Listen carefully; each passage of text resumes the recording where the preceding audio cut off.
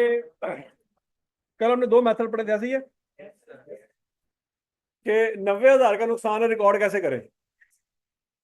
पहला तो पॉइंट ये था कि हर साल इक्वल ही कर दे, तो हमने हर साल इक्वल कर दिया, 18 18 18 18 18, ऐसे ही है।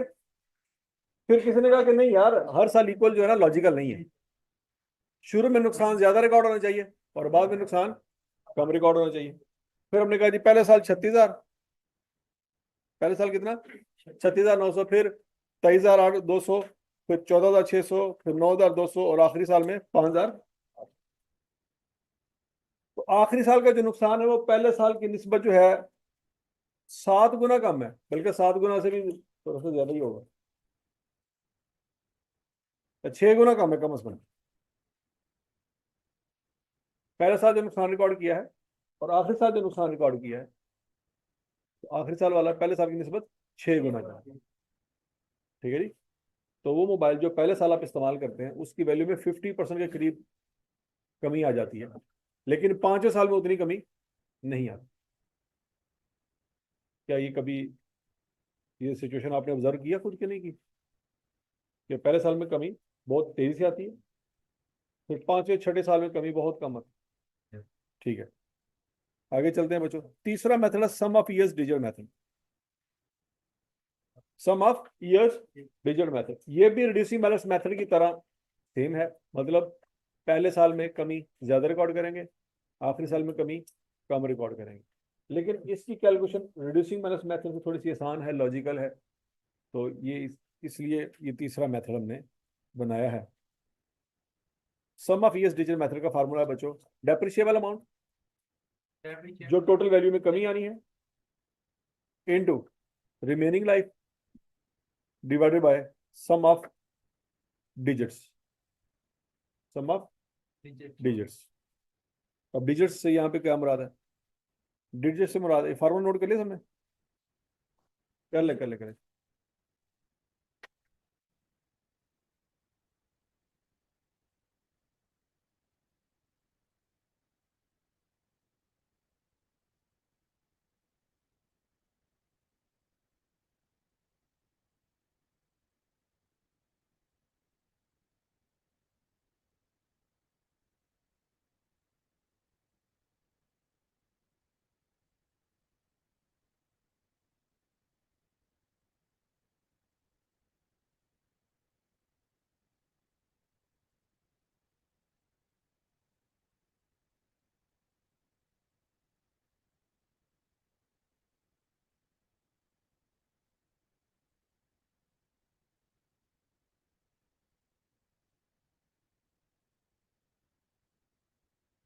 हाँ जी, लिया हमने।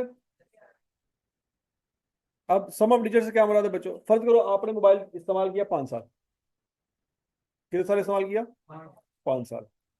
तो पहला साल, दूसरा साल, तीसरा साल, चौथा साल, 5 साल, ये नंबर समझ आ रहे हैं आपको, ये उसकी लाइफ है। आपने उसकी लाइफ को उल्टा करके लिखना है। क्या करके लिखना है, मतलब पहले साल जब आपने मोबाइल लिया उसकी रिमेनिंग लाइफ कितनी है, 5 साल, तो वन के सामने देखो क्या लिखा हुआ है, 5 साल का। दूसरे साल उसकी रिमेनिंग लाइफ कितनी होगी, 4 साल। तीसरे साल रिमेनिंग लाइफ, चौथे साल रिमेनिंग लाइफ, और 5वें साल रिमेनिंग लाइफ। यहाँ तक की बात होने लगी, तो बोलो तो सही कि ये जो फिगर है इसको उल्टा करके यहाँ पे लिखा हुआ है। ये जो उल्टा करके लिखा हुआ है ये बेसिकली शो कर रहा है रिमेनिंग लाइफ। ये क्या शो कर रहा है, ये रिमेनिंग लाइफ।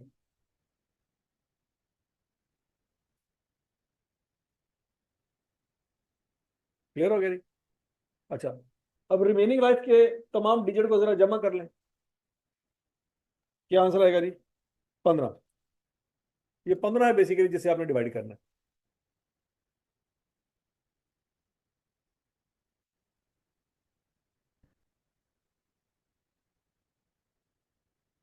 तो मेरा की बात है, मोबाइल लिया कितने का था, 1 लाख का, 5 साल बाद बेचेंगे कितने का, तो टोटल कितना नुकसान हुआ, उसको क्या कहते हैं, डेप्रिशिएबल अमाउंट।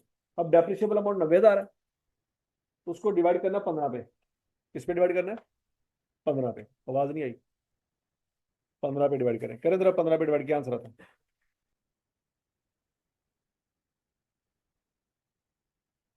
90,000 को 15 पे डिवाइड करें, 6,000। ये 6,000 कांस्टेंट है, हर साल ये 6,000 आएगा। अच्छा जी सुने, 90,000 को 15 पे डिवाइड किया, आया आंसर क्या आया? 6,000। पहले साल जब मोबाइल लिया था, 1 जनवरी को मोबाइल लिया था, कितने साल उसकी रिमेनिंग लाइफ थी? 5 साल। तो जो आपने 6,000 आंसर निकाला ना, उसको 5 से मल्टीप्लाई कर, 30,000। इसका मतलब है पहले साल कितनी डेप्रिसिएशन होगी? 30,000। हजम शुद। अगले साल रिमेनिंग लाइफ कितनी है? 4 साल। तो किसको किससे मल्टीप्लाई कर दें? 6,000 को 4,000 से मल्टीप्लाई, जो 6,000 आपने निकाला हुआ। अगले साल रिमेनिंग लाइफ कितनी है? 3 साल। तो किसको किससे मल्टीप्लाई कर दें? 3 को 6 से। 6 को 3 से मल्टीप्लाई कर दें। अगले साल रिमेनिंग लाइफ कितनी है? तो 6 को किससे मल्टीप्लाई कर दें? और अगले साल रिमेनिंग लाइफ कितनी है? तो किसको किससे मल्टीप्लाई कर दें? 6 से। तो आपकी डेप्रिसिएशन की वैल्यूज आ रही है। टेबल समझ आ रहा है आपको? 6,000 कांस्टेंट है, उस 6,000 को आपने क्या करना है? बारी बारी डिजिट से मल्टीप्लाई कर देना। आपका 5 सालों में टोटल कितना आंसर आ जाएगा बच्चों? 5 सालों में 90,000 आना चाहिए, चेक कर ले 90,000 आता है कि नहीं। 18,000 टोटल रिमेनिंग वैल्यू। अगले साल कितनी depreciation? Total depreciation remaining value. अगले साल कितनी डेप्रिसिएशन आई? Total depreciation remaining value. आप देख रहे हैं यहाँ पे कोई 1 रुपए का भी फर्क नहीं आ रहा। डेसिमल मेथड में थोड़ा सा फर्क आ गया था, ऐसी है, इसलिए वो है ये भी डेसिमल मेथड। कैसे? पहले साल में 30,000 डेप्रिसिएशन, पहले साल में कितनी है? 30, और आखिरी में 6, 5 गुना 9, है ये भी डेसिमल मेथड। लेकिन ये डेसिमल मेथड से ज्यादा आसान है। कैलकुलेशन में आप देखें सिमेट्री आ रही है, ठीक है जी। वहां पे 36,900, फिर 24,000, पता नहीं क्या क्या आ रहा था। किसी का 30 है, 24, 18 है, 12, 6। इसमें कोई फ्रैक्शन का चक्कर नहीं है, कोई परसेंटेजेस की कैलकुलेशन नहीं है, ठीक है। सीधी सीधी वैल्यूज आ रही हैं, आंसर एग्जैक्ट आ रहा है, कोई हमें राउंड अप करने की जरूरत नहीं। तो यहाँ तक की बात में लगी। अच्छा, ये जो फार्मूला है, ये फार्मूला बच्चों आपने चैप्टर नंबर 4 क्यूएम का, तो चैप्टर नंबर 3 है, कौन सा वाला? प्रोग्रेशन। ये फार्मूला आपने प्रोग्रेशन के चैप्टर से लिया। कौन चैप्टर से लिया? कैसे, जरा देखो। इस डाटा में पहली वैल्यू क्या है? पहली वैल्यू क्या है? 1। कॉमन डिफरेंस 1, चेक करते जाओ। नंबर ऑफ वैल्यूज 5, और लास्ट वैल्यू 5। सम का फार्मूला आता है सबको? कौन सी? अरिथमेटिक प्रोग्रेशन है कि geometric? Arithmetic progression. Arithmetic progression में सम का फार्मूला लगाओ, सारा डाटा आपके सामने दिया हुआ, सम निकालो।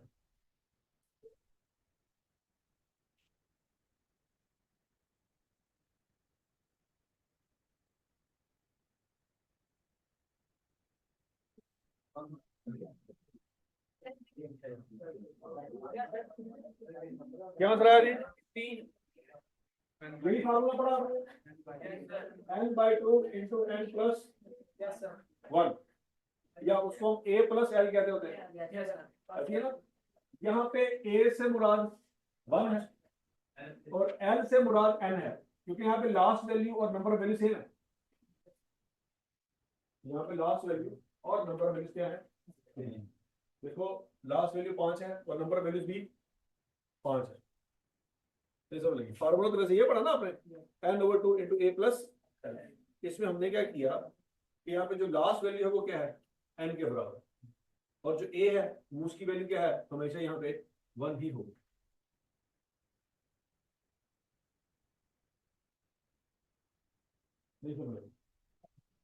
अच्छा, तो क्लियर सबको? फार्मूला वैल्यूज पुट करें, 15 आंसर आता है।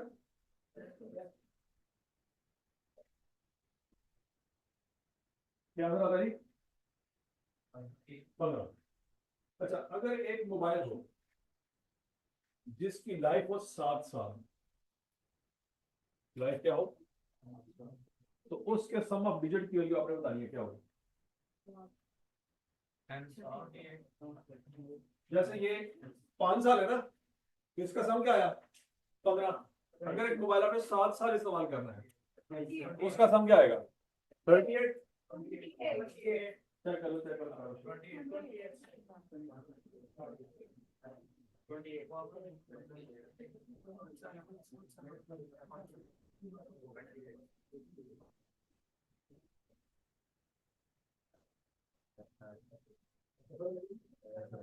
अच्छा इसका मतलब क्या हुआ बच्चों, आपको किसी भी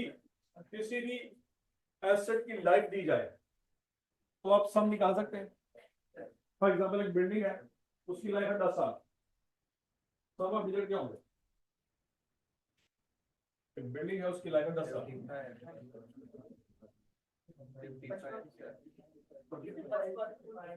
47।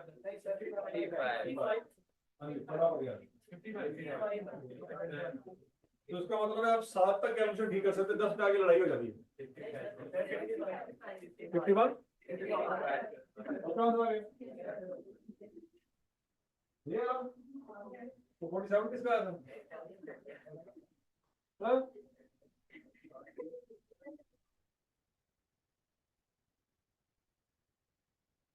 और क्लियर सबको। अच्छा रिबार।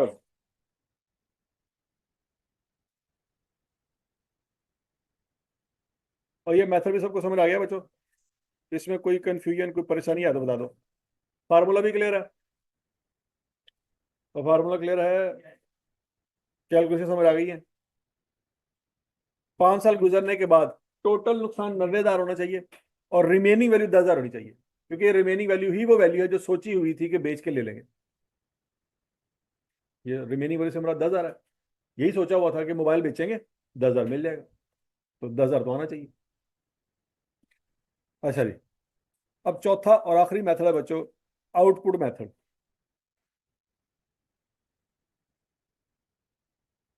कौन सा मेथड, आउटपुट मेथड, या इसको हम यूनिट ऑफ प्रोडक्शन मेथड भी कहते हैं, या इसको मशीन आर मेथड भी कहते हैं।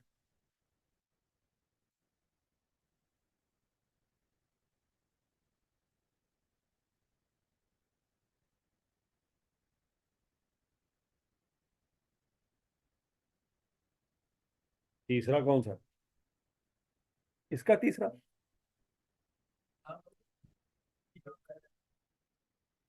प्रोडक्शन मेथड, आउटपुट मेथड, या मशीन आर मेथड।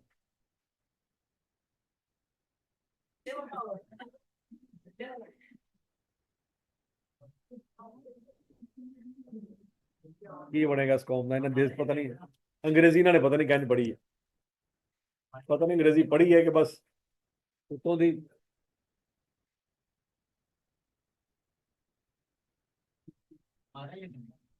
अच्छा जी, इसमें बच्चों डेप्रिसिएशन हम निकालेंगे, लेकिन याद रखना यहाँ पे डेप्रिसिएशन साल की नहीं निकलेगी। पिछले फार्मूले में क्या होता था कि डेप्रिसिएशन हमेशा साल की निकलती थी। स्टेलर मेथड में भी आंसर साल का आया था, रिड्यूसिबल मेथड में भी आंसर साल का ही आया था, और सम ऑफ डिजिट में भी आंसर साल का आया था, 12 महीनों का। लेकिन यहाँ पे आंसर आपके पास 12 महीनों का नहीं आना। फार्मूला वैसे नोट कर ले, क्या है depreciable amount divided by total expected output in units divided by total expected output in units. तो यहां पे जो बच्चों आपके पास आंसर आएगा ना, वो पर यूनिट आएगा। वो आंसर क्या आएगा पर यूनिट, क्योंकि डिवाइड किस पे कर रहे हो यूनिट्स पे, तो आंसर पर ईयर तो नहीं आएगा ना। और बोलो तो सही, स्पीड का यूनिट क्या होता है मीटर पर सेकंड। वो पर सेकंड क्यों होता है, क्योंकि उसको टाइम पे डिवाइड किया होता है। पर किलो तो नहीं ना हो सकता, मीटर पर किलो, मतलब स्पीड का अगर यूनिट दिया जाए मीटर पर किलो तो समझ आ जाएगी। तो पर सेकंड क्यों होता है, मीटर पर सेकंड क्यों कहते हैं, क्योंकि आपने उसको डिस्टेंस को किस पे डिवाइड किया होता है, टाइम पे डिवाइड किया, इसलिए पर सेकंड। नहीं समझ आ रही? तो किलोमीटर पर आवर, अगर आप उसी टाइम को सेकंड की बजाय आवर्स में ले लें तो आपकी स्पीड का आंसर क्या आ जाएगा? किलोमीटर पर आवर आ जाएगा। और याद है, तो यही बच्चों यहाँ पे पॉइंट है कि डिवाइड किस पे कर रहे हो? यूनिट पे। तो आपका आंसर पर ईयर नहीं आ सकता। तो क्लियर है ना? तो आपका आंसर रुपीज पर यूनिट आएगा। हाँ, उसको फिर आपने आगे कन्वर्ट करना है साल में, तो देख लें क्या करना है। फार्मूला समझ आ गया सबको? अब बच्चों एग्जांपल देखते हैं कि इस तरह का जो क्या कहते हैं कंसेप्ट है, अप्लाई कहाँ पे होना है। अब बच्चों जरा दो एग्जांपल याद रखनी है आपने। आपने फर्ज करो फोटोकॉपी मशीन बाय की। क्या बाय की? Photocopy machine. अब फोटोकॉपी मशीन कब तक खत्म होगी इसका ताल्लुक साल के साथ नहीं है कि 5 साल में खत्म होगी या 10 साल में खत्म होगी। फोटोकॉपी मशीन का ताल्लुक है उस लेंस के साथ जो उसमें लगा हुआ है, जिस लेंस ने सारा डॉक्यूमेंट रीड करके उसकी कॉपी करनी। जिस दिन वो लेंस खराब हो गया, फोटोकॉपी मशीन खत्म। और वो लेंस के खराब होने का ताल्लुक है कि वो लेंस कितनी दफा इस्तेमाल हुआ। मतलब एक फोटोकॉपी मशीन की लाइफ कभी ईयर में मैयर नहीं होती कि 5 साल है कि 10 साल। उसकी लाइफ मैयर होती है कि कितनी कॉपियां आप इससे जनरेट कर पाएंगे। ठीक है जी?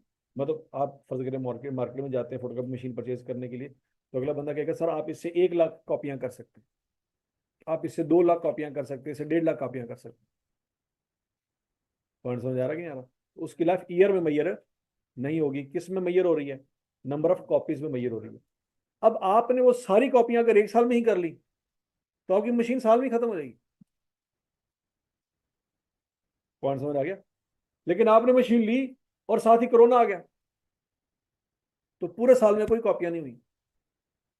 किसी ने नोट्स बाय करने ही कोई नहीं। क्यों? किसी ने पढ़ाई करनी कोई नहीं, तो कॉपियां करने की नौबत आनी कोई नहीं, तो मशीन इस्तेमाल होनी कोई नहीं।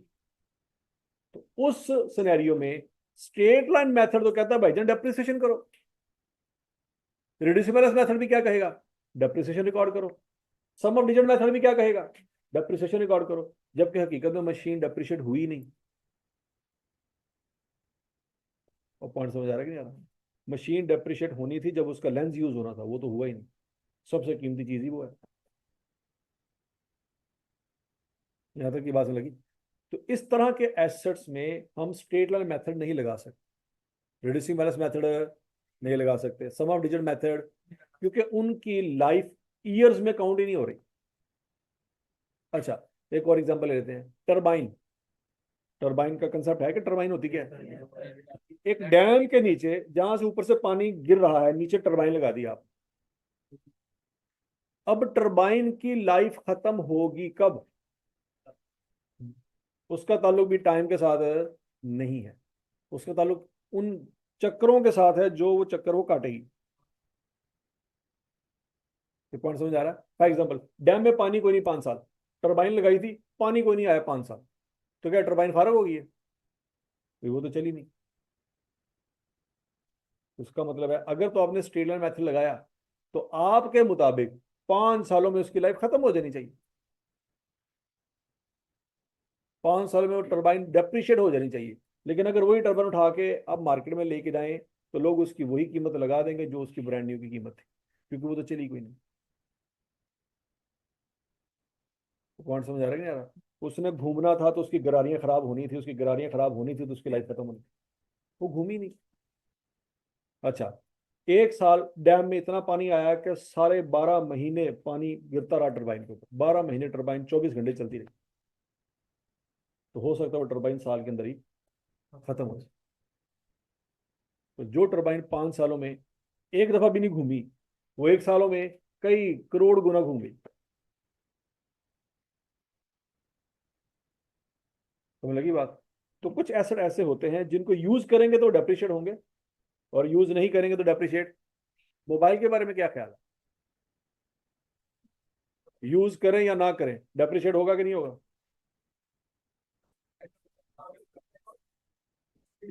मोबाइल यूज करें या ना करें, वो डेप्रिशिएट होगा। कैसे? एग्जांपल देता हूं। आपने डब्बा पैक मोबाइल परचेज किया, डब्बा खोला ही नहीं, ला के घर में रख दिया, और भूल गए। साल बाद जब घर की सफाई वगैरह की तो डब्बा मिल गया, और भी खुला भी नहीं था। उस डब्बे को आपने उठाया, मार्केट में ले गए कि यार ये मोबाइल ले लो, बिल्कुल डब्बा पैक, अभी हमने डब्बा भी नहीं खोला। क्या उतने ही पैसे मिल जाएंगे? 4-5 हज़ार रुपए की कमी आएगी? नहीं, उसकी वैल्यू में 50% कमी आ चुकी हो। आप तो ये भी नहीं कह सकते कि भाई तुम्हें एतराज ये था कि इसका तो डब्बा खुल गया, मैंने तो डब्बा भी नहीं खोला।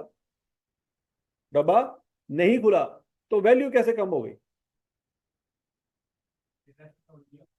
पॉइंट समझ आ रहा है कि नहीं आ रहा? तो वो ना तो डब्बा खुला, ना उसमें सिम डली, ना उसकी वारंटी शुरू हुई, ना आपने उसको यूज किया, ना वो कभी नीचे गिरा, कुछ भी नहीं हुआ, फिर वैल्यू कैसे कम हो गई? न्यू टेक्नोलॉजी की वजह से भी चीजों की कीमत क्या होती है, नीचे गिर जाती। देखो डब्बा खुलना था तो वारंटी शुरू होनी थी, वारंटी भी शुरू नहीं हुई, इसके बावजूद उसकी वैल्यू कम हो गई। तो बोलिए, आपको आज भी मार्केट से आईफोन 11 या 12 मिल जाएंगे जिनकी वारंटी भी शुरू भी नहीं हुई। मिल जाएंगे कि नहीं मिल जाएंगे? एप्पल के पास ओरिजिनल वो मोबाइल पड़े होंगे जो किसी जमाने में जब उन्होंने लॉन्च किए थे तो सारे सेल नहीं हुए, कुछ बच गए होंगे। लेकिन अब वही मोबाइल जो किसी जमाने में $1000 का सेल होता था, आज वही मोबाइल, हालांकि वो यूज भी नहीं हुआ, वो मोबाइल $1000 का कोई भी नहीं लेगा। पॉइंट समझ आ रहा है कि नहीं आ रहा? तो कुछ चीजें इस्तेमाल हुए बगैर अपनी वैल्यू गिरा देती हैं, अपनी वजह से नहीं, मार्केट की वजह से। मतलब उनका अपना कोई कसूर नहीं होता।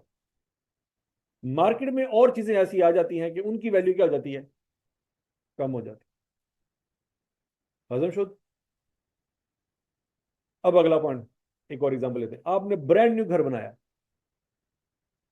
ब्रांड न्यू घर बनाया, 5 करोड़ रुपया खर्चा किया, आपने कहा मैं इसको बेचूंगा 7 करोड़ रुपए में। रेट क्या लगाया आपने कि 7 करोड़ का कोई ग्राहक आएगा तो मैं बेचूंगा, नहीं आएगा तो नहीं बेचूंगा। पूरा साल घर पड़ा रहा तो 7 करोड़ का ग्राहक आपको मिला ही नहीं। अगला साल भी घर पड़ा रहा, आपने इस्तेमाल नहीं किया, ना किसी को करने दिया, अब खुद भी इस्तेमाल नहीं कर रहे, खाली पड़ा हुआ। 3 साल बाद जाके क्या घर अभी भी उतने का सेल हो जाएगा जितने का था? हालांकि ब्रांड न्यू इस्तेमाल तो किसी ने किया ही नहीं। हुआ क्या? ठीक है जी, पॉइंट समझ आ रहा है कि नहीं आ रहा? अब तीसरे साल जब आप अपना घर बना के बेच रहे हैं, साथ वाले ने एक घर बनाया बिल्कुल ब्रांड न्यू, दोनों सेम डिजाइन के हैं, सेम मिस्त्री ने बनाया है, सेम मटेरियल लगा है, क्या दोनों की कीमत सेम होगी? हालांकि पहला घर भी तो इस्तेमाल नहीं हुआ। अब घर में तो टेक्नोलॉजी भी कोई नहीं कि टेक्नोलॉजी की वजह से कीमत गिर गई, तो घर की वैल्यू कैसे कम हो जाएगी? नहीं।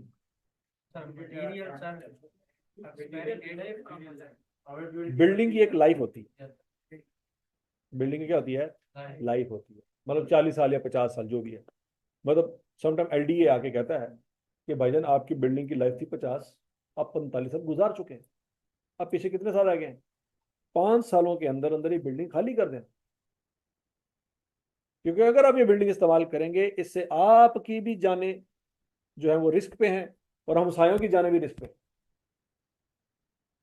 वो कहते ठीक है जी, जान तो एक दिन जानी जानी है, देर रात कब्र से, वो तो कब्र से ठीक हो गया। फिर थोड़ा सा जजर आता, सारे नस के बाहर जाते हैं। अभी जेही रात कब्र से तो खलो ना, उसे खोंदे क्यों नहीं? वो बात समझ लगी कि नहीं लगी? वो एलडीए कहना तुसी तो मरना है, मरो 100 बिस्मिल्ला, और नाल दियां क्यों लैके चले हो? ਤੁਹਾਡੇ ਜਦੋਂ ਘਰ ਡਿੱਗੇਗਾ ਸਿਰਫ ਤੁਹਾਡਾ ਡਿੱਗेगा, और नाल दियां भी तुसी हिला हलू के रख दोगे सारा कुछ। तो इसलिए फिर जो अच्छी सोसाइटियां होती हैं या अच्छे एडमिनिस्ट्रेटिव इदारे होते हैं, वो उस घर को आके खुद तोड़ देते हैं। उन्होंने कहते हैं भाईजान आप बिल्डिंग खाली करें, हमने इस बिल्डिंग को गिराना है। क्योंकि इंसान बाय डिफॉल्ट थोड़ा सा है लालची, ठीक है, उसके दिल में लालच है कि ये इन्हों की क्या खैर है, ये 50 साल कहते ही रहते हैं। और साढ़े दादे ने बिल्डिंग बनाई थी 200 साल तक इस्तेमाल हुई थी, 50 साल डिग जाएगी, है कहते साल।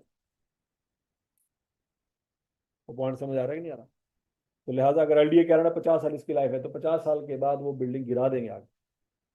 क्यों? अगर नहीं गिराएंगे तो अपने बड़े वाकया सुने होंगे, फलां पूरे का पूरा प्लाजा गिर गया, ऐसे ही है।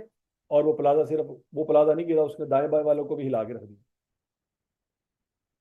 तो इसलिए अथॉरिटीज जो है वो टाइम पे ही आके उसको कहते हैं भाई इसकी लाइफ खत्म हो गई है, बस इसको गिरा दो। आप नया बनाना चाहते हैं, बिल्ड लैंड आपका, आप नया बना लें। तो चाहे आपने वो मकान इस्तेमाल नहीं किया, इसके बावजूद उसकी लाइफ क्या हो रही है, कम हो रही है। तो लिहाजा मकान की भी डेप्रिसिएशन जब आप कैलकुलेट करेंगे, इस बेस पे नहीं करेंगे कि इस्तेमाल हुआ है कि नहीं, टाइम गुजर गया है तो डेप्रिशिएट करेंगे। हजम शुभ, फर्नीचर के बारे में क्या ख्याल, इस्तेमाल करें या ना करें, डेप्रिशिएट होगा कि नहीं होगा? एसी होगा, हालांकि देखिए आप सर्दियों में इस्तेमाल नहीं होता, लेकिन क्या फिर भी उसकी लाइफ गिर रही है कि नहीं गिर रही? ठीक है जी। तो लिहाजा वो भी डेप्रिशिएट होगा। उसमें बहुत सारे फैक्टर होते हैं, मार्केट भी, या मार्केट में नई टेक्नोलॉजी आ जाएगी तब तक, जब तक ये नए एसी दोबारा चलाएंगे आप, ठीक है, उसकी वजह से भी उसकी वैल्यू कम हो रही है। बर्फ तो समझ लगी है। तो ये एसेट टू एसेट वेरी करता है कि मेथड कौन सा लगाए। मतलब ऐसे एसेट जो हर साल आपको सेम फायदा दे रहे हैं, उस पर स्ट्रेट लाइन मेथड सूटेबल है।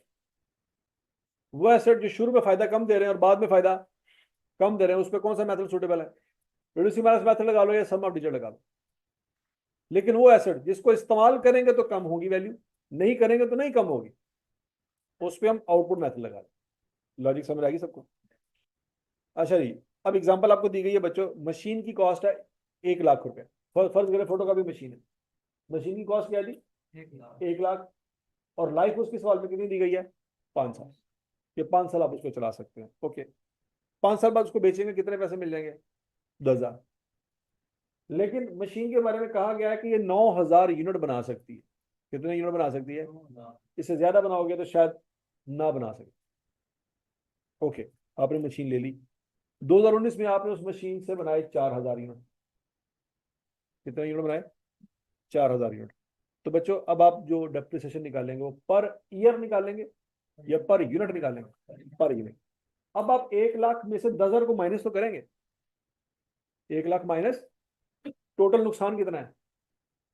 1 लाख का नहीं है, कितना है? 90,000। अब 90,000 को 5 पे डिवाइड नहीं करेंगे, किस पे डिवाइड करेंगे? 9,000 पे डिवाइड करेंगे, जो आपने आउटपुट बनाना है उससे। तो 90,000 को जब 9,000 पे डिवाइड किया तो आंसर क्या है बच्चों? 10 रुपए। अब ये 10 रुपए साल के हैं, ये 10 रुपए साल के नहीं है, ये 1 यूनिट। अच्छा जी, 2019 में कितने यूनिट बनाए? 4,000। तो डेप्रिसिएशन 2019 की कैसे निकालेंगे? 4,000। शाबाश शाबाश शाबाश, 2019 की डेप्रिसिएशन कैसे निकालेंगे?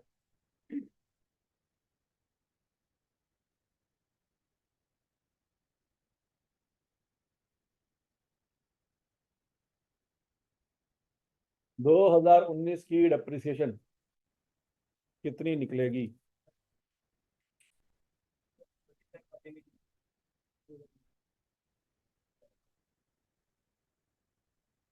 हाँ जी, और क्या आंसर आएगा? 35,000 आ रहेगा तेरा? हाँ, 1,500। हाँ कोई बात नहीं, डबल चेक करिए।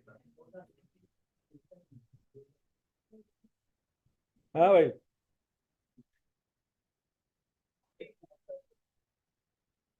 14,000।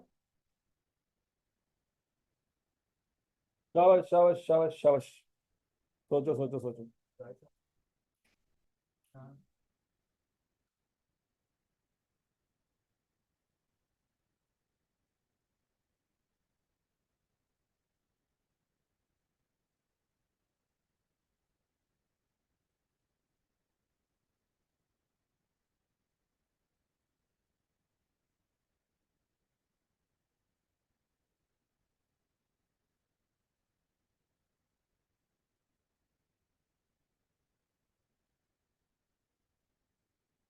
ओ, कितने साल लगेंगे आंसर निकालने में?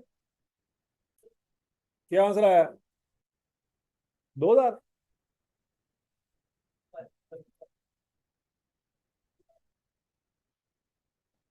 2019 की टोटल डेप्रिसिएशन कितनी आएगी? 15,000 कैसे? यूनिट पर टोटल यूनिट के बाद भी होते हैं बढ़ना लगेगा।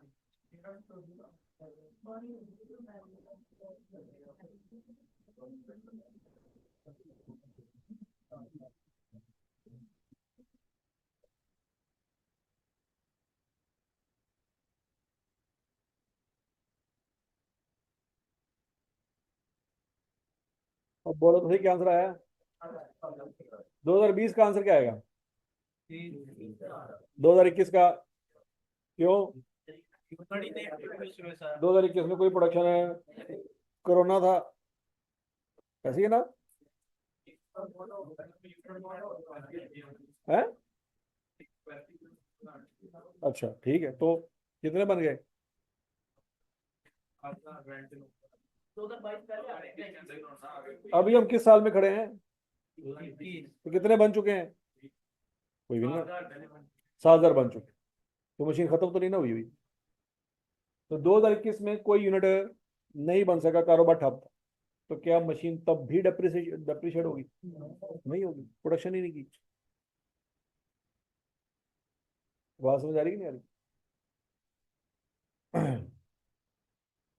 तो अब थोड़ा सा अगर आप लेटेस्ट कंसेप्ट देखें मोबाइल्स का, तो मोबाइल की कीमतें तय होती हैं खास तौर पे एप्पल की, कि इसकी बैटरी की परसेंटेज क्या है। पॉइंट समझ आ रहा है कि नहीं आ रहा? कि बैटरी की परसेंटेज अगर 97% है तो कीमत ज्यादा लगेगी। उसी लाइन में उसी तरह का मोबाइल है लेकिन उसकी बैटरी की परसेंटेज है 92%, तो कीमत कम हो जाएगी। हालांकि दोनों मोबाइल सेम है, हर लिहाज से सेम है। तो अब कीमतें परसेंटेज के हिसाब से भी क्या हो रही हैं? तय हो रही हैं। अब एक और चीज भी आ गई है उसमें, कि कितनी दफा आपका मोबाइल चार्ज हुआ है। ठीक है जी? तो इसका मतलब है लोग ये देख सकते हैं कि यार ये मोबाइल कितनी दफा चार्ज हो चुका है, 100 दफा, 150 दफा, 200 दफा चार्ज हो चुका है कि नहीं हो चुका। उसके हिसाब से भी अब लोग कीमतें तय करें कि यार ये मोबाइल 400 दफा चार्ज हो चुका है, ए मोबाइल 150 दफा चार्ज हो जाए, यदि कीमत ज्यादा होनी चाहिए। तो पॉइंट समझ आ गया कि नहीं आ गया? तो इसका मतलब है अब आपके मोबाइल की वैल्यूएशन में, जब आप मार्केट में वैल्यू लगा रहे होंगे ना, तो ये चीजें मैयर होती हैं कि अगर एक मोबाइल 6 महीने इस्तेमाल नहीं हुआ तो 6 महीने चार्ज नहीं हुआ। पॉइंट समझ आ रहा है कि नहीं आ रहा? तो उसकी बैटरी की हेल्थ भी बेहतर होगी और उसके नंबर ऑफ साइकिल्स जो उसने चार्ज होना था वो भी कम है, तो उसकी वैल्यू थोड़ी सी ज्यादा लग जाएगी। तो यहाँ पे भी यूजेज मेथड या आउटपुट मेथड या मशीन आर मेथड इस्तेमाल हो सकता है। पहले एंड्रॉयड में तो मेरा ख्याल अभी ये चीज़ मौजूद नहीं है। ठीक है जी? और पुराने वाले एप्पल्स के मोबाइल में भी ये चीज़ मौजूद नहीं थी। ये अभी जो बाद की सीरीज आ रही है उसमें ये चीज़ें हैं। हाँ जी, खुश। अच्छा, 2022 में कितने यूनिट्स बनाए? 2,000 यूनिट बनाए। तो 2022 में डेप्रिसिएशन कितनी आएगी बच्चों? 20,000। क्या ये बात में लगी?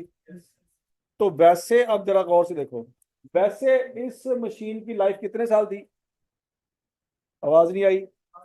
और ये 4 सालों में ठुस हो गया, उसमें से 1 साल चला भी नहीं। कितने सालों में खत्म हो गया? 4 सालों में। कहा गया था कि 5 साल लाइफ है, लेकिन ये 4 सालों में ही खत्म हो जाएगा। हजम शुद्ध नहीं समझ आई?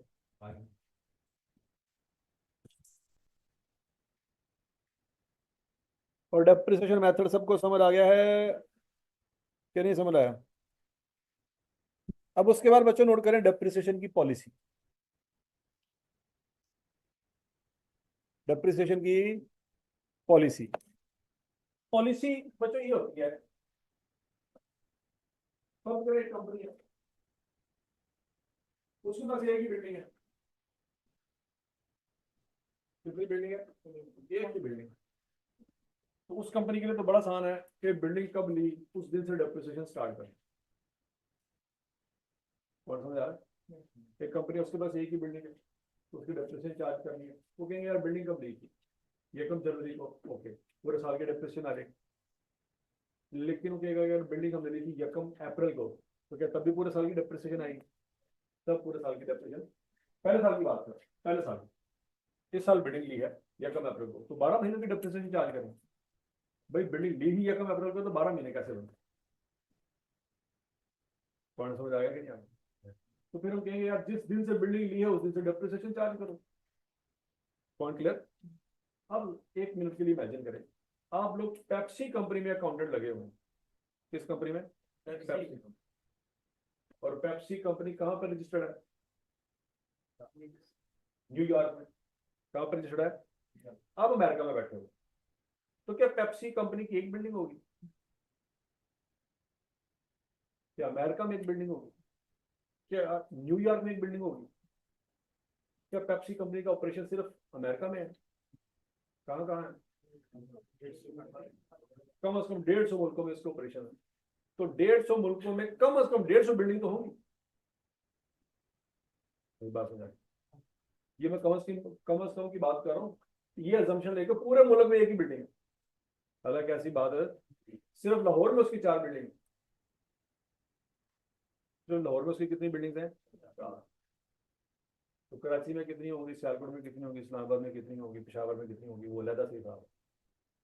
आप बैठे हुए हैं न्यूयॉर्क में एज एन अकाउंटेंट, आपने सिर्फ बिल्डिंग्स का हिसाब किताब रखना है।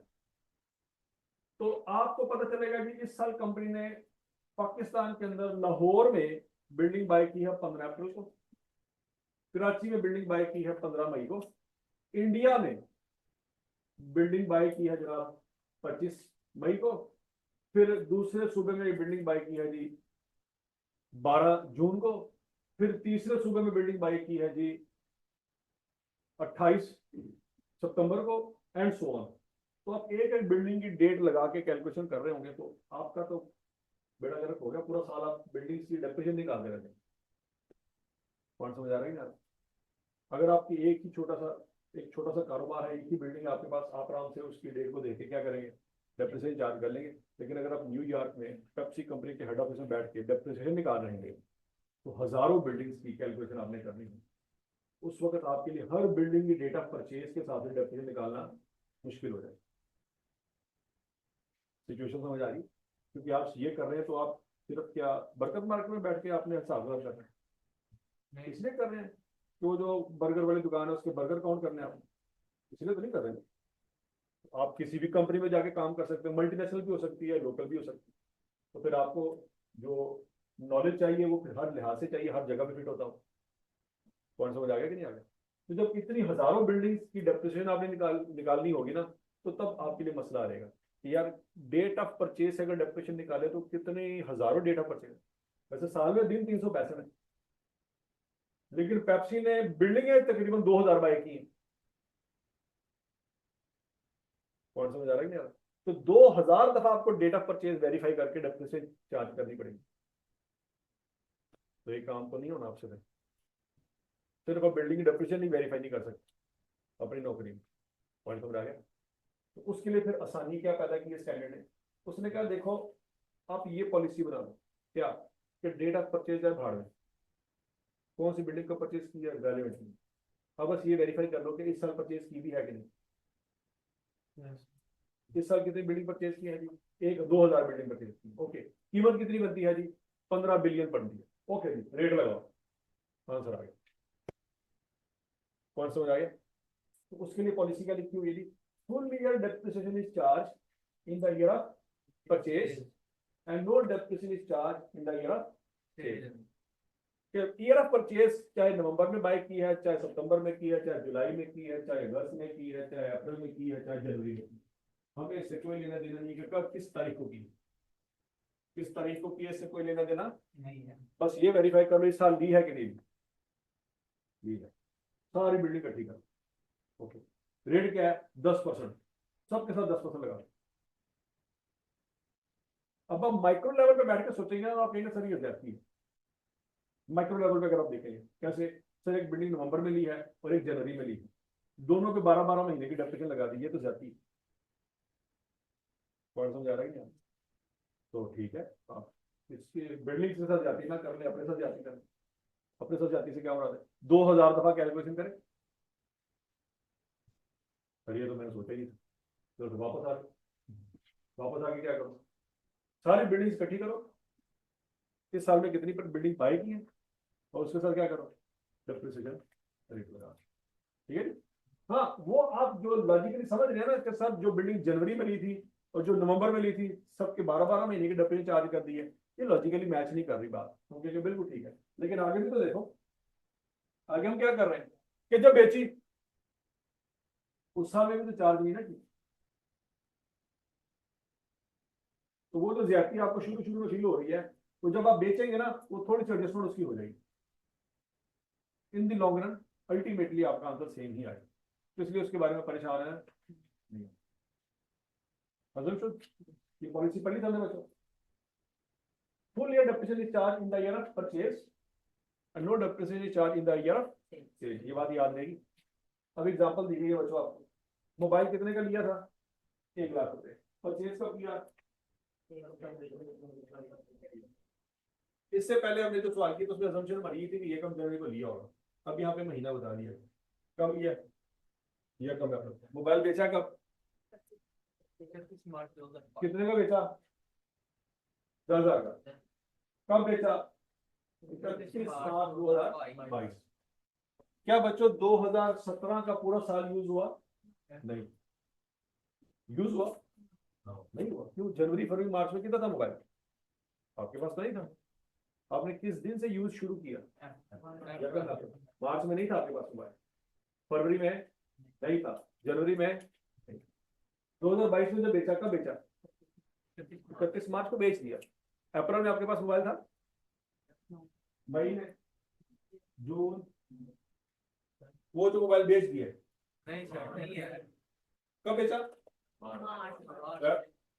अप्रैल 2022 में मोबाइल था क्या वाला, मई में था, जून में था, यहाँ तक की बात लगी। तो क्या उन महीनों की डेप्रिसिएशन आनी चाहिए, नहीं आनी चाहिए। अब देखते हैं, उसने कहा 2017 से लेकर 2022 तक की डेप्रिसिएशन निकालें। अभी हमने जो पहले फार्मूला पढ़ा है उसके मुताबिक डेप्रिसिएशन एक साल में कितनी बनती है, 18,000। अगर स्टेडर मेथड है, स्टेडर मेथड का फार्मूला क्या है, cost minus square value divide by loss value. Cost कितनी है, 1,00,000, स्क्वायर वैल्यू 10,000, लाइफ, तो 12 महीनों की डेप्रिसिएशन कितनी आएगी बच्चों, ज्यादा की बात करेंगे।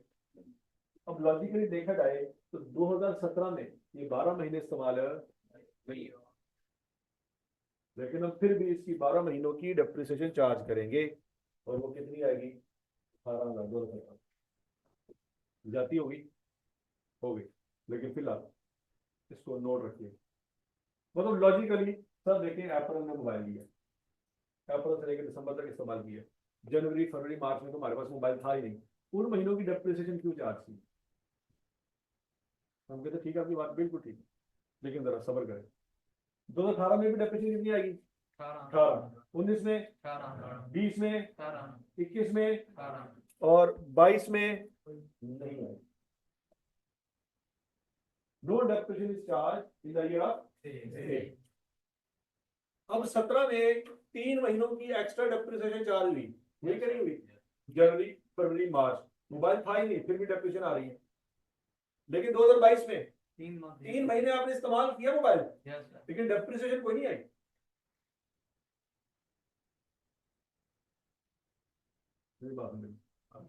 तो अल्टीमेटली 5 सालों बाद आपकी टोटल डेप्रिसिएशन 90,000 ही आई।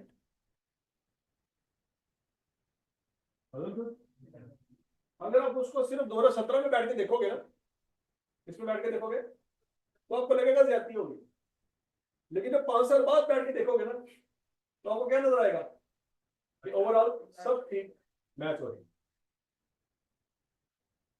पॉइंट समझ लग गया, नहीं समझ लगा। इसी तरह से बच्चों जिंदगी भी है, सेम इसी तरह से जिंदगी। फॉर द टाइम भी एक दिन या एक महीना या एक साल में आप अपनी हरकतें और अपने घर वालों का आपके साथ सलूक मैच करोगे तो आपको लगेगा यार ज्यादती हुई, लेकिन इन द लॉन्ग रन देखोगे ना तो सब लॉजिकली फिट बैठा होगा। ठीक है जी। हमारा मसला ये है कि हम कंपैरिजन करते हैं शॉर्ट टर्म, हम कंपैरिजन करते हैं short term. In the long run देखोगे तो कोई फटा नहीं नजर आएगा। अजम शुद्ध तो असल जब किसी बंदे के बारे में कहते हैं ना, वो बंदा बड़ा बसीरत वाला बंदा है। कौन सा बंदा है? बसीरत, समझ गया ना क्या मतलब होता है उसका? दूरंदेश, तो जो फ्यूचर के बारे में कैलकुलेशन करके बैठा हुआ,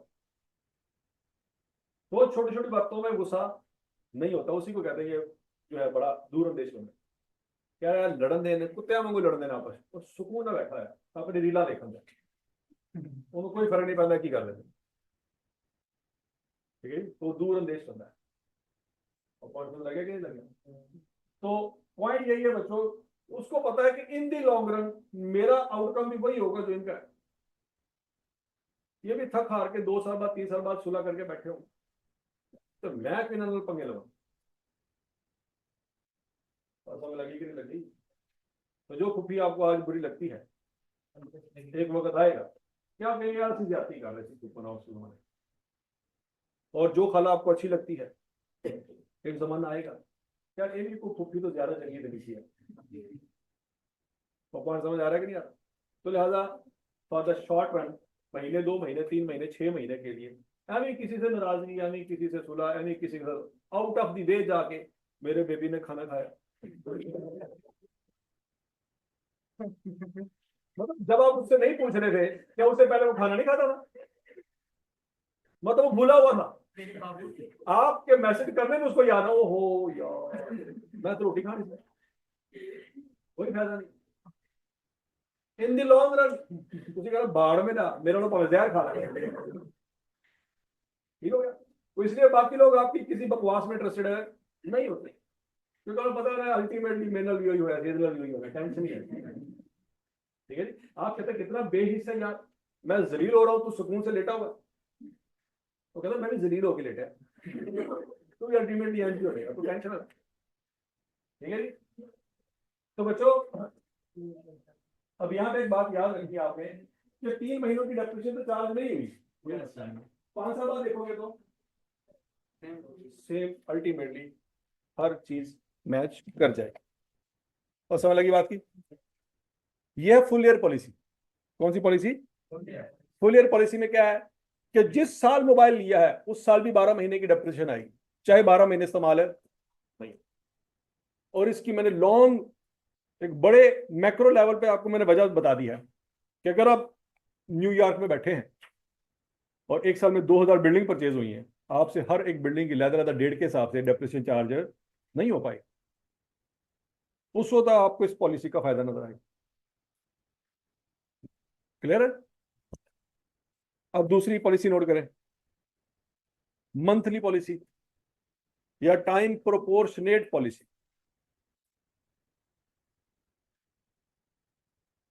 फुल ईयर पॉलिसी नोट कर ली?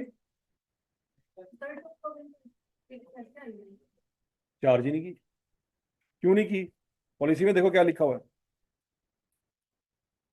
तो दूसरी लाइन पढ़ो क्या लिखी हुई है।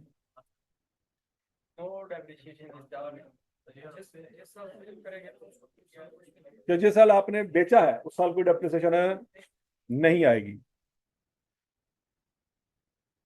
हाँ जी, हाँ जी, आ जाएगी आ जाएगी।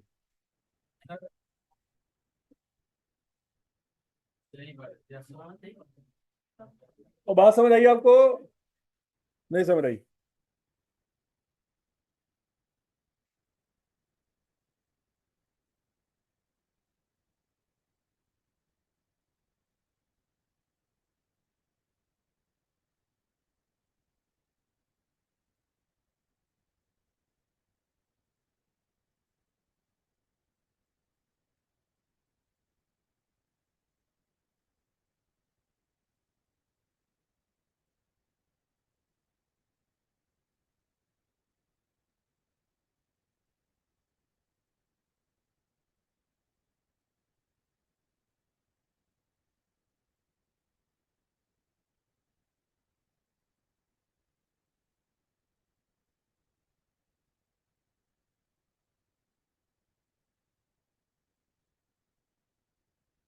हाँ भाई, क्लियर है सबको?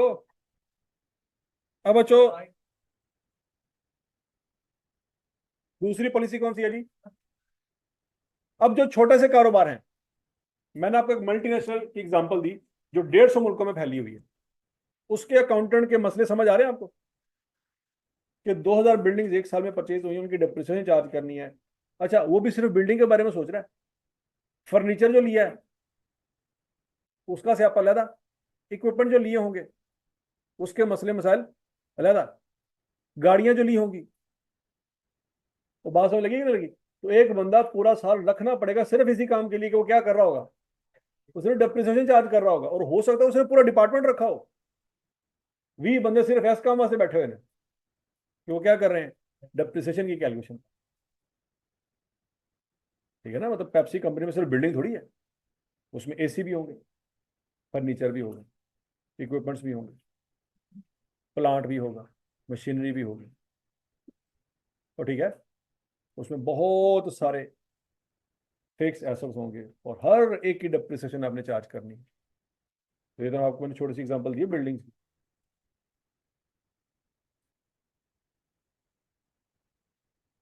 तो लिहाजा पेप्सी कंपनी में सिर्फ एक चार्टर्ड अकाउंटेंट नहीं होगा, मतलब पाकिस्तान में भी पेप्सी कंपनी का वो सेटअप जो पाकिस्तान में लगा हुआ उसमें भी क्या सिर्फ एक चार्टर्ड अकाउंटेंट होगा? नहीं, उसमें हर एक एरिया को देखने के लिए एक चार्टर्ड अकाउंटेंट। तो समझ आ रही कि नहीं आ रही? एक एक पॉइंट को देखने के लिए एक सीए बैठा हुआ है। एक ने सिर्फ इन्वेंट्री मैनेज करनी है, उसके लिए सीए अलग है। एक ने प्लांट को देखना है, उसके लिए सीए अलग है। ठीक है जी? एक ने सेल को देखना है, उसके लिए सीए अलग है। एक ने परचेज को देखना है, उसके लिए सीए अलग है। जब इतने बड़े पैमाने पे सेटअप होगा तो बंदे भी ज्यादा चाहिए। एक सीए सारा कुछ नहीं कर सकता। और समझ आ रही है? अच्छा जी, मंथली पॉलिसी क्या है बच्चों?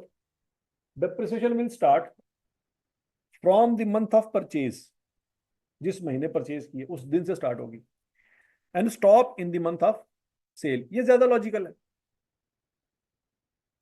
लेकिन माइक्रो लेवल पे देखेंगे तो लॉजिकल। ऐसी कंपनी जिसमें एक ही बिल्डिंग थी, एक ही प्लांट, उसको सूट नहीं करता कि वो फुल ईयर पॉलिसी फॉलो करे। सूट किसको करता है? मल्टीनेशनल कंपनी को सूट करता है जिसमें हजारों बिल्डिंग्स हैं और उसकी कैलकुलेशन जो है वो बहुत ज्यादा कॉम्प्लेक्स हो जाएंगी अगर हर एक की डेट ऑफ परचेज वेरीफाई की। समझ आ गई बात? अब बच्चों एग्जांपल यहाँ पे भी वही है कि आपने मोबाइल लिया कितने का? 1 लाख।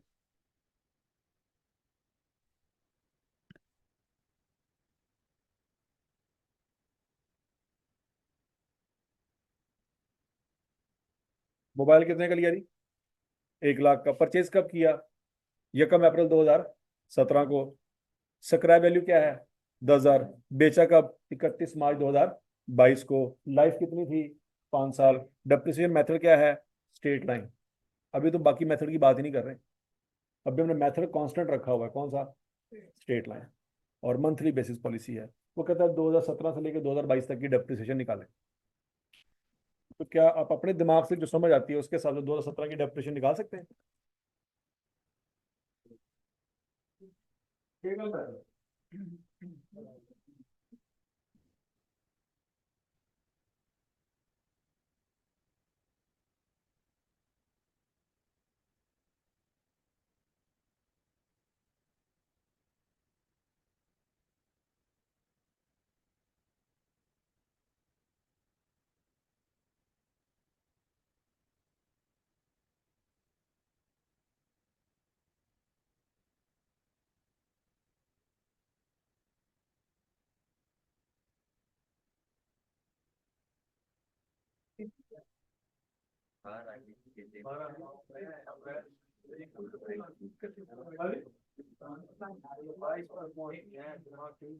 2017 का पूरे साल की 2017 की कितनी डेप्रिसिएशन आई वो बता दे बस। 18,000 नहीं आएगी बच्चों, 13,500 आएगी। क्यों? अकल इस्तेमाल कर। आपने क्या 2017 में पूरे 12 महीने मोबाइल यूज किया? कितने महीने यूज किया? 9 मंथ। तो बच्चों 1 लाख माइनस 10,000 डिवाइड बाई 5 करके जो आंसर आएगा ना वो तो साल का आंसर आएगा। वो हमने पढ़ा, बाय डिफॉल्ट जो आंसर आता है वो क्या होता है? वो साल का आंसर होता है। लेकिन 2017 में पूरा साल मोबाइल इस्तेमाल नहीं हुआ, तो उसको पहले 12 पे डिवाइड करेंगे तो महीने का आंसर आ जाएगा। 18,000 किस मिनट में डिवाइड करेंगे तो क्या आंसर आएगा 1500। ये 1500 मतलब कितने हफ्तों का है, ये एक महीने का है।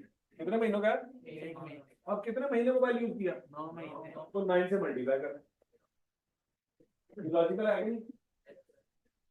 क्योंकि 2017 में 12 महीने मोबाइल इस्तेमाल है नहीं हुआ तो 12 महीनों की डिप्रेशन नहीं आनी चाहिए। बात नहीं।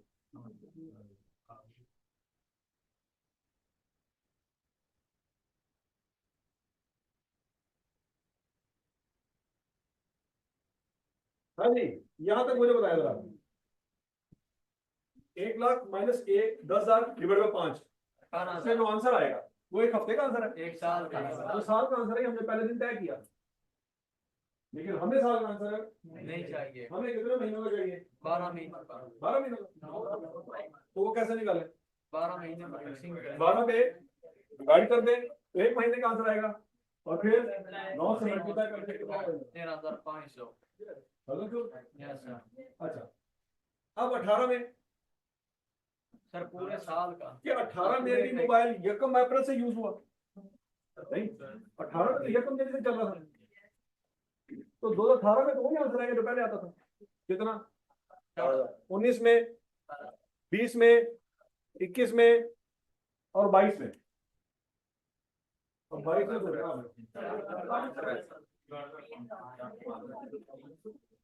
2022 में कितने महीने मोबाइल इस्तेमाल हुआ 3 महीने। कब बेच दिया था, किस तारीख को बेचा था 31 मार्च को सर। 31 मार्च को मोबाइल, तो क्या पूरे 12 महीने यूज हुआ 3 महीने सर। कितने महीने यूज हुआ 3 महीनों की डेप्रिसिएशन आनी चाहिए। 50। लेकिन सर ऊपर तो लिखा होगा तो स्टॉप कर देंगे। हाँ, तो सेल कब किया ठीक है, 31 मार्च तो स्टॉक कब करेंगे रमजान में जाके? किस महीने की महीने तो 3 माह है ना। जो बात करी उसको पूरा करना, किस महीने की डेप्रिसिएशन जीरो आनी चाहिए।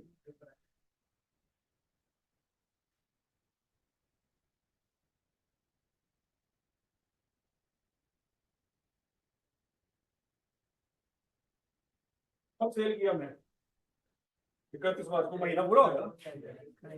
हाँ बच्चों एक चीज यहाँ पे नोट करो, अगर यहाँ पे 31 मार्च की बजाय 30 मार्च होता तो एक दिन की सर काम कर देंगे।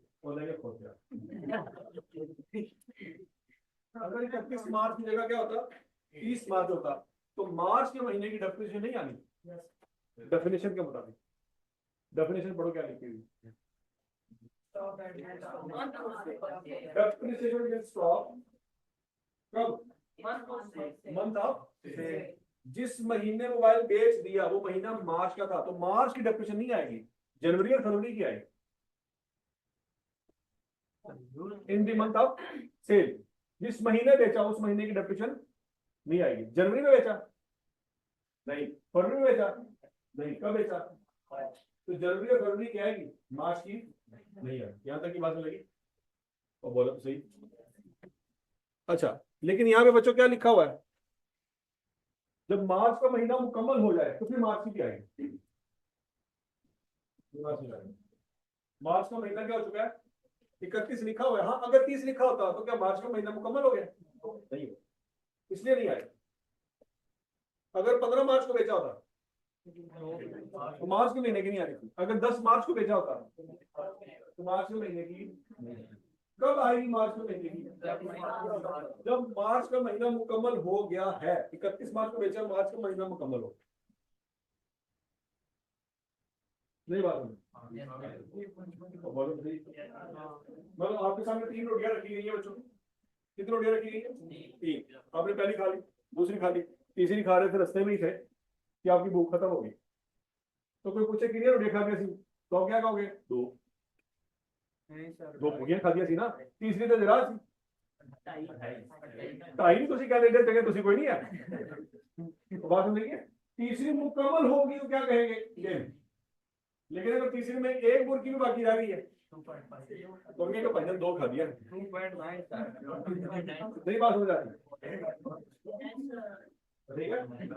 तो अगर मार्च 31 का दिन आ गया है तो तीसरा महीना पूरा हो गया है, तो ये शामिल करें। अगर 30 होता तो ये महीना शामिल नहीं होता। ये बात हो गई। और कैलकुलेशन समझ आएगी सबको। अब अगला पॉइंट है, अगर आपको आइटम सवाल दे और कुछ ना बताए, कुछ भी ना बताए कि पॉलिसी कौन सी है, तो फिर आपने क्या करना? सवाल पढ़ लो।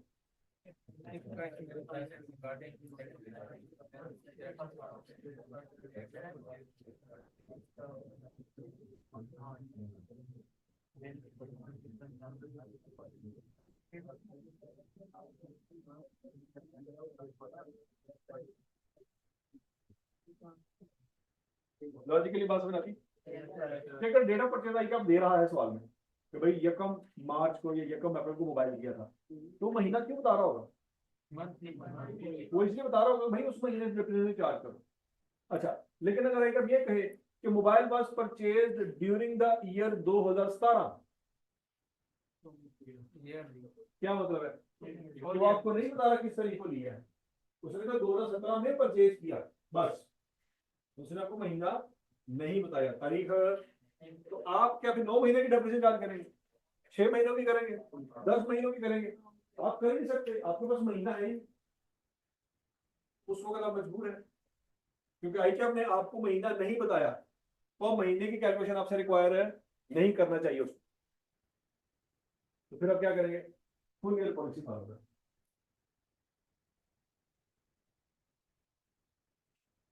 खत्म शुद्ध क्या खत्म शुद्ध?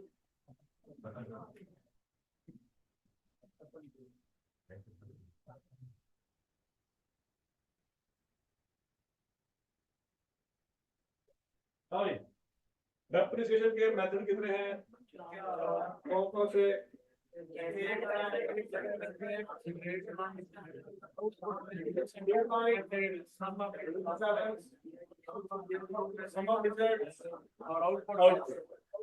डेप्रिसिएशन की पॉलिसियां 2 है, कौन कौन सी? पॉलिसी और मेथड में फर्क समझ आ रहा है? पॉलिसी वो होती है जो बड़े होशो हवास में डिसाइड की जाती है। पॉलिसी क्या है? जो बड़े होशो हवास में बनाई जाती है। सम टर्म उस पॉलिसी का फायदा होता है और सम टर्म उस पॉलिसी का नुकसान होता है, लेकिन पॉलिसी पॉलिसी है। सही बात है। फायदा या नुकसान कैसे? जैसे मोबाइल हमने एग्जांपल ली, 2017 में हमने मार्च में लिया था, लेकिन 12 महीनों की डेप्रिसिएशन चार्ज होगी, तो नुकसान हो गया ना? क्या हो गया? नुकसान कैसे हो गया? 3 महीने तो मोबाइल था ही नहीं आपके पास, फिर भी डेप्रिसिएशन चार्ज कर दी, बोलो तो सही। और 2022 में 3 महीने मोबाइल इस्तेमाल हुआ और 1 दिन की भी डेप्रिसिएशन चार्ज नहीं हो सकी, उस वक्त आपको फायदा हो गया। तो क्लियर है? नहीं समझ? ठीक है जी। तो इसी तरह में बच्चों घरों में भी पॉलिसियां होती हैं जिनके कभी फायदे होते हैं, कभी नुकसान होते हैं।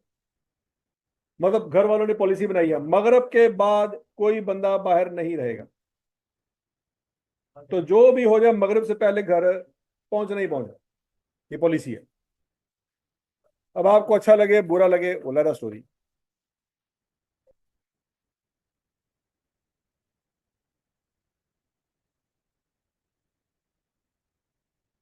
और यहां तक की बात में लगी है, पॉलिसी है, समटाइम वो पॉलिसी आपके फेवर में है, समटाइम वो आपके लिए, मतलब समटाइम मगरिब हो गई है और छोटा भाई घर को नहीं आया, आज आप खुश हैं, इन पहन के लितर, ठीक हो गई, ये आपके लिए फायदेमंद है। और समटाइम आप रह गए बाहर, ये आपके लिए नुकसानदेह है, अब आपको पढ़ने हैं लितर। ठीक है जी। तो पॉलिसी क्या है? कभी आपकी फेवर में, कभी आपके अगेंस्ट, लेकिन पॉलिसी तो क्या होती है? इसमें आपका कोई कंट्रोल। अच्छा, लेकिन जो मेथड होता है ना, मेथड एक अंदाजा होता है। मेथड क्या होता है? अंदाजा होता है। अंदाजे बदल सकते हैं, अंदाजे बदल सकते हैं। अंदाजा लगाया था डॉक्टर बन जाएंगे, कितने बैठे हुए हैं। अब अंदाजा लगा रहे हैं कि चार्टर्ड अकाउंटेंट बन जाएंगे, 6 महीने बाद पता नहीं कहां बैठे हैं। तो ये है अंदाजे, ये पॉलिसी नहीं है। ये क्या है? अंदाजे। मेथड बेसिकली एक अंदाजा है, वो चेंज हो सकता है। मेथड अंदाजा है, वो क्या हो सकता है? चेंज हो सकता है वक्त गुजरने के साथ। पॉलिसी चेंज नहीं हो सकती। Policy policy. ये नहीं हो सकता कि छोटा भाई बाहर रह गया, ਉਹਨੂੰ माफ करता उन्होंने, ਤੇ ਵੱਡਾ ਭਾਈ ਬਾਹਰ ਰਹਿ ਗਿਆ, ਉਹਨੂੰ ਲਿੱਤਰ ਪੈ ਗਏ। ਉਹਨੇ ਕਿਹਾ ਯਾਰ ਭਾਜੀ ਪੋਲਿਸੀ ਤੇ ਇੱਕ ਰੱਖੋ ਤੁਸੀਂ ਘੱਟੋ ਘੱਟ। बात लगी है? अगर पॉलिसी बदलोगे तो कोई चीज कंट्रोल में नहीं रहनी, अंदाजे बदले जा सकते हैं। अंदाजे बदलने पे घर में कोई लितरो लितरी नहीं होता। देखो जरा, आपके सामने एग्जांपल है। अभी 2-3 महीने पहले आप क्या कर रहे थे और अब क्या कर रहे हैं? किसी ने लितर मारे आपको? नहीं मारे। लेकिन मगर तो बाद घर जाओ, ਤੁਸੀਂ ਕਹਿੰਦੇ ਅੱਬੂ ਜੀ ਮੈਂ ਡਾਕਟਰ ਨਹੀਂ ਬਣ ਸਕਿਆ, ਤੁਸੀਂ ਲੋਕ ਕੋਈ ਲਿੱਤਰ ਨਹੀਂ ਮਾਰੇ, ਆ ਮੈਂ ਮਗਰੋਂ ਤੋਂ ਬਾਅਦ ਆ ਰਿਹਾ, ਤੁਸੀਂ ਲਿੱਤਰ ਮਾਰਨ ਦੇ ਹੋ। ਵੱਡਾ ਨੁਕਸਾਨ ਕਿੱਥੇ ਹੋਇਆ? ਠੀਕ ਹੈ ਜੀ। ਬੱਬਾ ਜਾਨ ਕਹਿੰਗੇ ਉਹ ਤਾਂ ਮੇਰਾ ਵੀ ਅੰਦਾਜ਼ਾ ਸੀ ਕਿ ਤੂੰ ਨਹੀਂ ਬਣ ਪਾਏਗਾ, ਤੇ ਲਿਹਾਜ਼ਾ ਮੈਨੂੰ ਨਾ ਦੁੱਖ ਨਹੀਂ ਹੋਇਆ। ਇਹ ਤੇ ਤੂੰ 2 ਦਿਨ ਵਾਸ਼ਰੂਮ 'ਚ ਬਹਿ ਕੇ ਰੋਂਦਾ ਰਿਹਾ, ਸਾਨੂੰ ਤਾਂ ਕੋਈ ਟੈਨਸ਼ਨ ਨਹੀਂ ਸੀ ਹੈ। ਆ ਪੁੱਛ ਲੈ ਤੇਰੀ ਮਾਂ ਨਾਲ ਬੈਠੀ, मैं तेरी माँ को पूछा तेरे पूरे खानदान में कोई डॉक्टर है? उन्होंने कहा नहीं। फिर तेरी माँ ने मेरे को पूछा कि तेरे पूरे खानदान में कोई डॉक्टर है? मैं कहा नहीं। ऐ कितों बनेगा? तो बात समझ लगी? तो ना तेरे डॉक्टर ना बने थानू कोई दुख नहीं। अब मगरब तो बाद क्यों आया, एदा हिसाब दे। बात समझ आ रही कि नहीं आ रही? तो उसके ऊपर लितर है। तो पॉलिसी और अंदाजे में फर्क समझ आ रहा है? पॉलिसी चाहे आपको अच्छी लगे बुरी लगे, पॉलिसी पॉलिसी। घर में कद्दू पके हैं तो सबने खाने, तो तुम बाहरों पिज्जा मंगाओ तो सही करी, लित्तर पहन के तुम सुबह दोपहर शाम। तो समझ आ रही कि नहीं आ रही?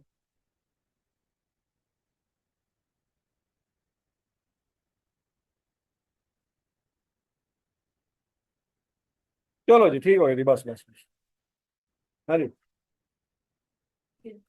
हाँ, आप बताया नहीं था। हाँ, जनरल पूछेगा कि बताओ प्रॉफिट एंड लॉस बताओ, या फिर अलाउंस वगैरह ऐसे ब्रॉडन कर दो। लेकिन आपने कहीं पे भी ये नहीं था करवाया specific allowance, general allowance, sales, ये सारे क्वेश्चन ये नहीं वो सवाल मैंने करवाया ही नहीं। नहीं। चलो, वाह, शुक्र है, शुक्र। चलो एक और मौका देता हूँ, एक और तैयारी कर ले। हैं? सवाल करवाए स्पेसिफिक अलाउंस के? तो बात मतलब मुंह तो ही मुकर गए। नहीं इसका चलो अब, और चेक करो। अब अगर 100 बच्चे फेल हो जाए और टीचर बैठा एक, क्योंकि 100 फेल हो गया तो हम सारे इकट्ठे हैं, हम सारे इकट्ठे हैं तो असूल वही होगा जो हम बनाएंगे। है ये क्या बात हुई? चलो ओए सुनो बच्चों, कल जो है ना फिर हम वो जो टेस्ट आपका हुआ है ना वो टेस्ट भी डिस्कस करेंगे, ठीक है? वो डिस्कस कर लेते हैं।